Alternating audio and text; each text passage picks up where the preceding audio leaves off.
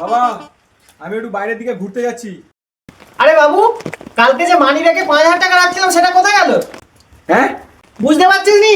কালকে তোর সামনে আমি মানি ব্যাগে যে 5,000 টাকা রাখলাম সেটা কোথায় গেল?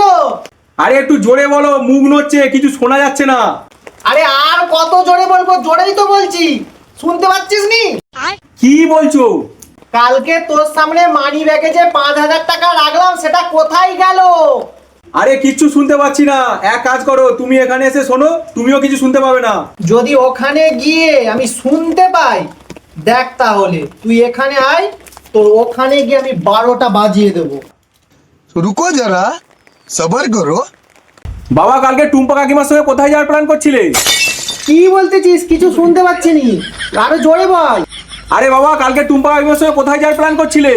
আরে আমি কিছু শুনতে পাচ্ছি নি, আরো জোরে বল। দেখলে তো, শুনতে পাচ্ছ না? সত্যিই বলছিস রে, এখান থেকে একদম কিচ্ছু শোনা যাচ্ছে না। বললাম না শুনতে পাবে না। ঠিক আছে আমি যাই, অনেক দেরি হয়ে যাচ্ছে, ঘুরতে যেতে হবে।